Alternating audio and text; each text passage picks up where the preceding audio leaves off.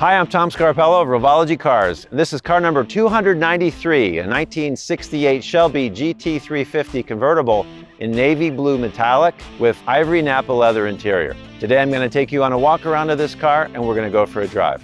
Let's get started.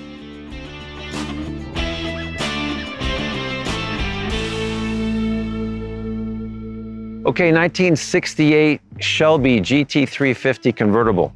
This is our first GT350 for 1968. We originally introduced the 68 Shelby with the GT500KR Fastback and the GT500KR Convertible, and now we're introducing the GT350 versions of those two Shelbys, the difference being the engine. Just like the original Shelby GT350 was powered by the small block and the GT500 and the GT500KR by the big block V8, the Revology Shelby GT350 is powered by the naturally aspirated 5-liter Coyote V8 and the GT500KR by the supercharged Coyote 5-liter V8. So we get our powertrain differentiation through supercharging. Same basic engine architecture. You get 460 horsepower in the naturally aspirated version and 710 horsepower in the supercharged version. So this car looks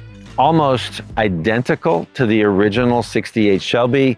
Body-wise, hood, front fascia is all identical. What you'll notice is the larger wheels and tires. We have 17-inch wheels to allow the packaging of modern disc brake system.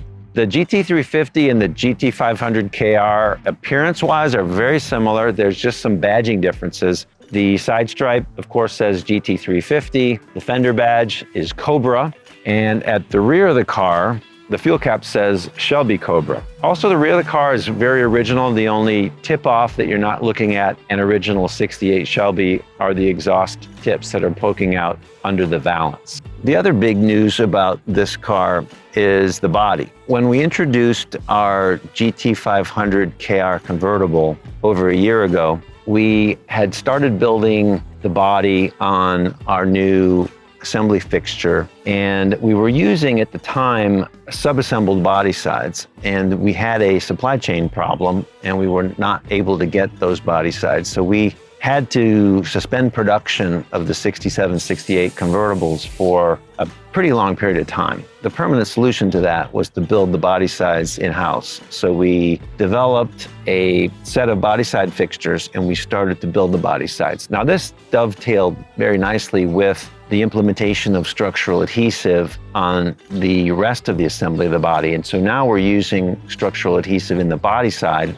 as well as in the underbody, the front frame rails, I mean, all the structural parts of the body. Bottom line is you get a very, very stiff and rigid body, which is particularly important in a convertible, and it is really important in a 1960s convertible. It is transformational, absolutely makes the car drive like a modern car. So this car has the optional Nappa leather. It's an ivory color. It is a Mercedes Nappa leather. The dash is black. It's a Porsche Nappa leather. We have the genuine walnut veneer, which is representative of the 1968 deluxe interior that the Shelbys came with. Another feature that's unique to the GT350 in 1968 is the dash emblem, which is GT350. By the way, we had to tool up that part because it did not exist. So that was a special Revology designed part so that you can have an authentic 1968 Shelby GT350 interior.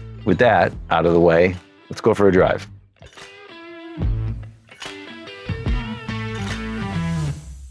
All right, so we're driving car 293. The Revology 1968 GT350 is equipped with the 5-liter Ti-VCT V8 engine, affectionately known as the Coyote. This is the Gen 4 engine, the same engine that was introduced in the 2024 Mustang GT. In this application, it produces 460 horsepower. This particular car features the 10R80 automatic transmission. That is the same transmission that was used in the Gen 3, but the software has been updated to work with the Gen 4 engine. This car is equipped with our standard exhaust. I have the top down, obviously.